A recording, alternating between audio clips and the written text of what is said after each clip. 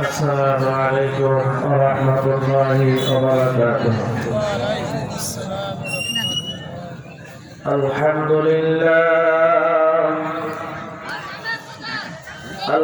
لله نحمده ونستعينه ونستغفره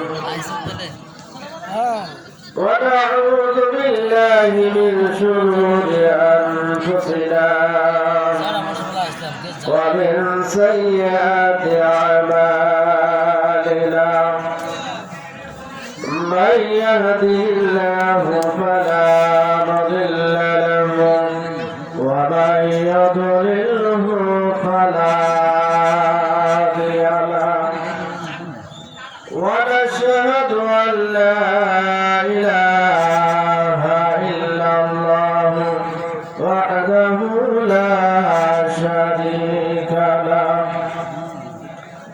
أرسله بالحق بشيرا ونذيرا وداعيا إلى الله بإذنه وسراجا منيرا وقال الله تعالى في كلام المجيد والفرقان الحميد أعوذ بالله من الشيطان الرجيم بسم الله الرحمن الرحيم إن الذين آمنوا وعملوا الصالحات كانت لهم جنات الفردوس نزلا وعن أبي هريرة رضي الله تعالى عنه قال قال رسول الله صلى الله عليه وسلم لا ينظر إلى صوركم وأموالكم ولكن ينظر على قلوبكم وأعمالكم إن الله وملائكته يصلون على النبي يا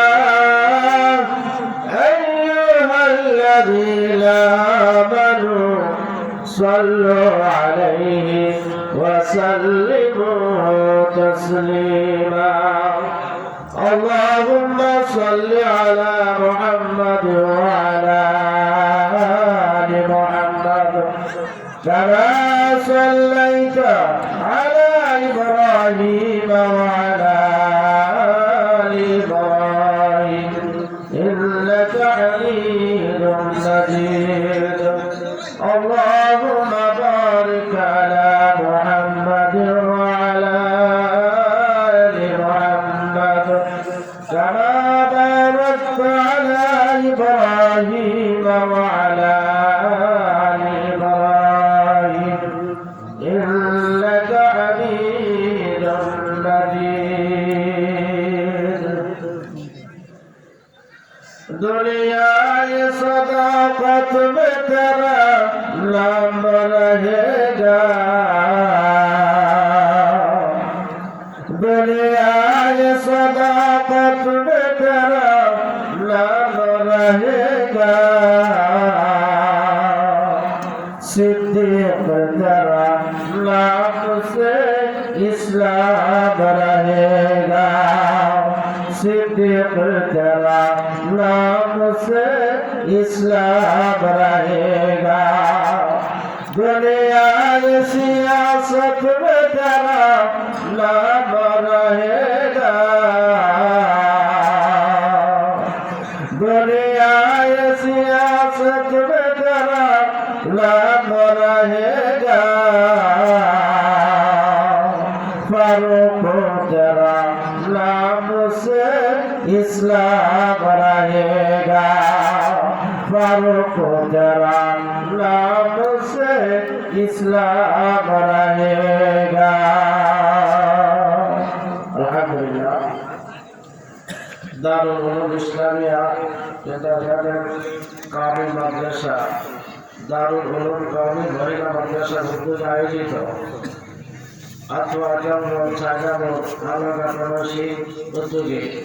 আজকে দোয়া মাহফিলের সম্মানিত সভাপতি, প্রধান অতিথি, বিশেষ অতিথি, আমার সামনে হাজিরা মজলিস মুরব্বিয়ানে ইজাম, হযরত উলামা ইকরাম, আমার তিন প্রিয় ভাই বোনেরা, সর্বপ্রথম শুকরিয়া আদায় করছি আল্লাহ তাআলার, যিনি গভীর রাত পর্যন্ত আপনি আমাদেরকে সুস্থ শরীরে এখানে সুন্দরভাবে বসার তৌফিক দিয়েছেন। আমরা বসতে পেরেছি, এই জন্য একটু উচ্চ আওয়াজ দিয়ে শুকরিয়া আদায় করি আলহামদুলিল্লাহ। আমার আওয়াজ দিয়ে বলা যায় না আলহামদুলিল্লাহ। আওয়াজের মালিক কে? আমার শক্তির মালিক কে? আমার এখানে আমার মালিক কে? আমার বাসা ফিরিয়ে মালিক কে? আল্লাহ আওয়াজের মধ্যে আওয়াজ দেওয়া, আওয়াজ সুরে একটু আওয়াজ দিব, ত্রিফলতা করবো না। রাজি আছেন ইনশাআল্লাহ? রাজি আছেন ইনশাআল্লাহ? একটা পরীক্ষা হয়ে যাক, একটা পরীক্ষা হয়ে যাক, একটা আওয়াজ দেই, নারায়ে তাকবীর, নারায়ে তাকবীর, আওয়াজটা আওয়াজ দেন, নারায়ে তাকবীর, আল কোরআনের আলো, আল কোরআনের আলো, কোরআন আছে যেখানে, কোরআন শুনলে যেখানে, মাশাআল্লাহ। এই তো বোঝা যায় মানুষ আছে মোটামুটি। আলহামদুলিল্লাহ। আপনারা আওয়াজ দিচ্ছেন, রাগ করছেন, রাগ করছেন তো, যেহেতু রাগ করে আমার ক্ষমা চেয়ে নিচ্ছি, রাগ করে না, কারণ সবাই আমার বাবার দেশে মানুষ, মুরব্বী মানুষ। এই দুনিয়াটা অল্প সময়ের জন্য আল্লাহ তাআলা আমাদেরকে পাঠিয়েছেন। এই দুনিয়ার ভিতরে আমরা আমাদেরকে আল্লাহ পাঠাইছেন অল্প সময়ের জন্য।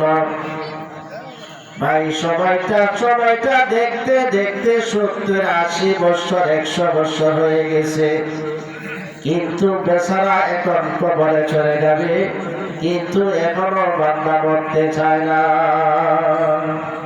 বুড়া মানুষরা জিজ্ঞাসা করে, আমি তো এখনো বুড়া হই নাই, এখনো বুড়া হই নাই। এই জন্য ভাই মানুষ কিন্তু বুড়া হইতে চায় না, মানুষ সবসময় জন থাকতে চায়, মানুষ কিন্তু সবসময় ধনী হইতে চায়, গরিব হইতে কেউ চায় না, মানুষ মরতে চায় না, তারপরে মরা লাগে, কথা ঠিক কিনা? পৃথিবীর সব যদি মিথ্যা হয়, মানলাম সব মিথ্যা, একটা কথা সত্য, আপনি বিশ্বাস করলেও সত্য, না করলেও সত্য, আপনি মানলেও সত্য, না মানলেও সত্য। বা এটার নাম হলো মালাকুল মাউত। এখানে যারা আছেন মত এটা অস্বীকার করার ক্ষমতা কারো আছে? আছে? কাহার কোনো ক্ষমতা নেই। আজকে আমরা এখানে আছি, এখান থেকে বাসায় ফিরে যাব, এই সময়টা কাহারও হাতে নাই। আল্লাহ ইচ্ছা করলে আমাকে এখানে রাখতে পারে, আবার ইচ্ছা করলে বাসায় ফিরিয়ে যেতে পারে। ও ভাই, যদি জানতাম আমরা এখানে মৃত্যু হবে, কেউ আসবে না। যদি জানতাম আজকে আপনার এই দাঁড়া বাজারে কার মৃত্যু হবে, ওই বাজারে বাইরেও কিন্তু দাঁড়া বাজারে নেওয়া যাবে না। যদি কেউ জানে আমার মানসিক মেডিকেলে গেলে আমার মৃত্যু হয়ে যাবে, বান্দা অসুস্থ কাতরাচ্ছে, তারপর আমার মেডিকেলে নিও না, কথা ঠিক কিনা? তারা বান্দা মরতে চাই না, কিন্তু ভাই ভাই আল্লাহ কিন্তু আপনি আমাদের পিছনে মালাকুল মউত লেগে দিছে, ধরতেছে ধরতেছে ধরতেছে, আমরা দৌড়ছি, সে আমাকে দৌড়াইতেছে। এমন সময় আসবে যেদিন মালাকুল মউতের সাথে সাক্ষাৎ হয়ে যাবে আপনি কিন্তু আর 1 সেকেন্ড সময় তো পাবেন না। 1 সেকেন্ড সময় কিন্তু আমি পাবো না। আপনার সম্পদটা একজনে বুঝে দেবে, সময়টা আপনি পাবেন না। আপনার ঘরের দোকানের চাবিটা, গাড়ির চাবিটা আরেকজনে দিবে না। এই যে গাড়ির চাবিটা তুমি বুঝে নাও, আমার তো হায়াতটা শেষ হয়ে গেছে, এই সময়টা কিন্তু আপনি পাবেন না।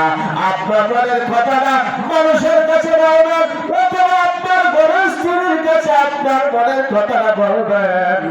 আপনি যদি বলেন আমাকে একটু সময় দাও, আমার মনের কথাটা আমি একটু বলে যাই, ভাই এইটা কিন্তু আপনি সময় পাবেন না। কথা ঠিক কিনা? এবারে জানাচ্ছি, এই আমার এই যে ঘর থেকে বের হয়ে আসলাম, অথবা আমার এটা শেষ ঘর থেকে বের হওয়া, আমি ঘরে যেতে ফিরে যেতে পারবো কিনা এই কারণে বিশ্বাসটা এখন আমার কাছে নাই, এই সময়টা আমার কাছে নাই। আমরা এখানে যারা আসছি আমরা শেষবারের মতন ঘর থেকে বের হয়ে আসলাম। আমার ওই ঘরের যে কাজের মধ্যে আমি শুয়ে থাকি, এই কাজটা হয়তো আল্লাহ আমাকে আর শোয়াইবে না। ও ভাই, আজকে আল্লাহ না করো যদি এখানে কারো মৃত্যু হয়ে যা, আপনার ঘরের ভিতরে কিন্তু আপনাকে আর কেউ নিবে না। বিশ্বাস করেন, আপনার ঘরে কিন্তু আপনি নিবে না, বরং মসজিদ থেকে ওই মারার খাটাই আপনার ঘরের গেট পর্যন্ত নেবে, ভিতরে ঢুকাবে না। আপনার এই কাপড়টা খোলার কোনো চিন্তা নাই, এই কাপড়টা কিছু দিয়ে কেটে কেটে আপনাকে কবর থেকে আলাদা করবে। আল্লাহ জানিয়ে দিয়েছে, ও বান্দা, তোমার পুরনো যে কাপড়টা ছিল এই কাপড়টার মালিক কিন্তু তুমি না। তুমি যদি না বুঝতে পারো গো, তোমার এই গেঞ্জিটা ওই জামাটা কেচে দিয়া কেটে কেটে তারপরে তোমার ঘাট থেকে আলাদা করা হবে। আপনি এই কাপড় দিয়া কেউ যাইতে পারবেন না। কথা ঠিক কিনা? এই বাংলা তারা বলেন, ইল্লাল্লাযীনা আমানু ওয়া আমিলুস সালিহাত কানাত লাহুম জান্নাতুল ফিরদাউসি নুজুলা খালিদিনা ফিহা লা ইয়াবগুনা আনহা হিওয়ালা। আল্লাহ তাআলা বলেন, হে আমার বান্দা, আমি আল্লাহ তাআলা দুইটা পদের বিনিময়ে তোমাদের জন্য জান্নাতুল ফিরদাউস আমি আল্লাহ তোমাদের জন্য দান করে দিয়েছি। দুইটা কাজ করবে, আমি আল্লাহ তোমাদেরকে জান্নাতুল ফিরদাউস দিব। আর এমন একটা জান্নাত তোমাকে দিবে, খালিদিনা ফিহা, তুমি সব সময় জান্নাতের ভিতরে থাকবে, তুমি জান্নাত থেকে বের হতে চাইবে না। আমি আল্লাহ চিরদিন ওখানে রাখবো, কখনো জান্নাত থেকে তোমাকে বের করে দিব না।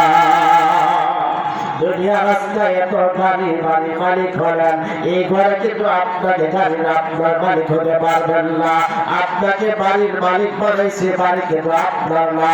আপনার এই বাড়ির থেকে আপনাকে বের করে দিবে, গাড়ির থেকে আপনাকে বের করে দিবে, সন্তান থেকে আপনাকে আলাদা করে দিবে, সম্পদ থেকে আপনাকে আলাদা করে দিবে, আত্মীয় স্বজন থেকে আপনাকে আলাদা করে দিবে, প্রতিবেশীর থেকে আপনাকে আলাদা করে দিবে।